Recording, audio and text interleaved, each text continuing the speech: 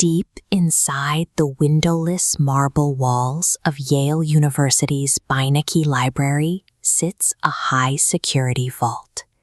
And inside that vault lies a book that has frustrated the brightest minds on Earth for 6 centuries.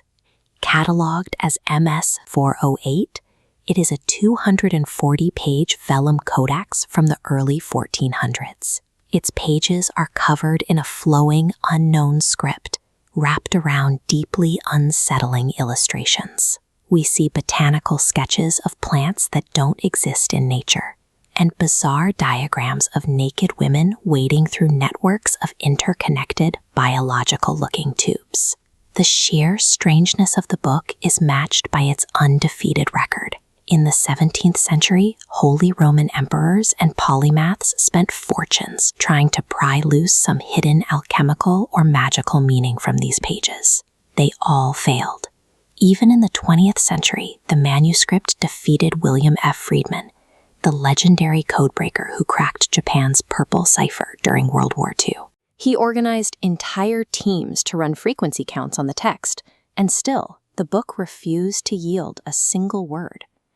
Surviving the world's greatest cryptographic minds for 600 years has turned MS-408 into more than an antique.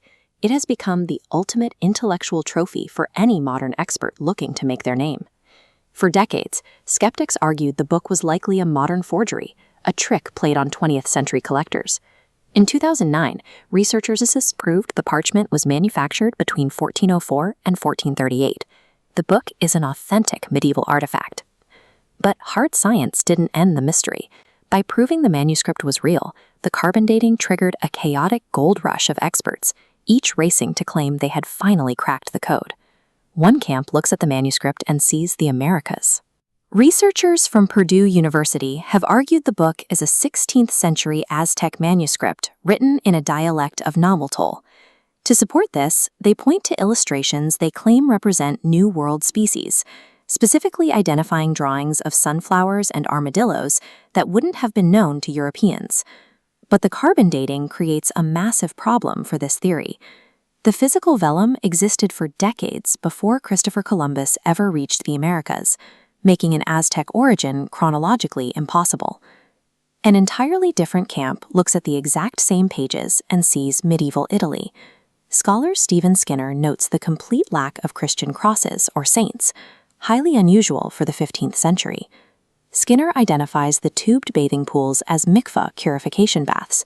He also points to sketches of castles featuring swallowtail battlements, a specific architectural style unique to northern Italy during the 1400s. Two different disciplines look at the same strokes of ink and see entirely different continents. The attempts to read the script often get even stranger. A television researcher recently claimed the manuscript was simply a collection of standard Latin medical abbreviations. Medieval scholars rejected the claim almost instantly. When those proposed abbreviations are actually translated, the resulting sentences lack verbs and make zero grammatical sense. To understand what is actually happening, we have to look at the data. This chart shows Zipf's law, a statistical pattern found in every natural human language. Computational linguistics proves that the Voynich script mimics this frequency perfectly. But then the linguistic illusion breaks. The text is packed with anomalies, like the words Dane, Ol, and Chetty, which repeat constantly and mutate by only a single pen stroke.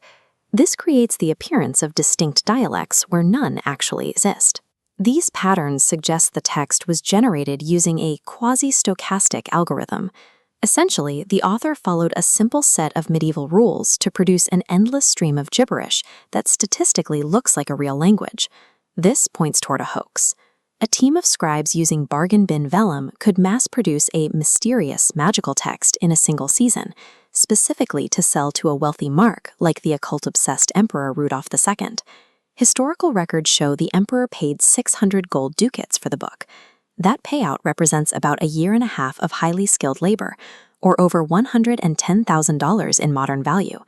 If the algorithm theory holds, the Voynich manuscript is a masterpiece of medieval deception, a brilliantly executed high-return scam that required minimal materials to produce, but offered a truly massive financial payout. The strongest evidence for a rule-based hoax is the writing itself. Across 28,000 words, the manuscript contains virtually zero crossouts or corrections. Writing a complex, encrypted cipher perfectly on the fly is nearly impossible, but writing rule-based nonsense is incredibly easy and fluid. Today, the manuscript serves as the ultimate intellectual Rorschach test. Botanists see plants, historians see baths, TV writers see scripts, and data scientists see algorithms. The Voynich Manuscript ultimately reflects the limits of our own patterns. We value a beautiful, unsolvable mystery far more than a mundane answer.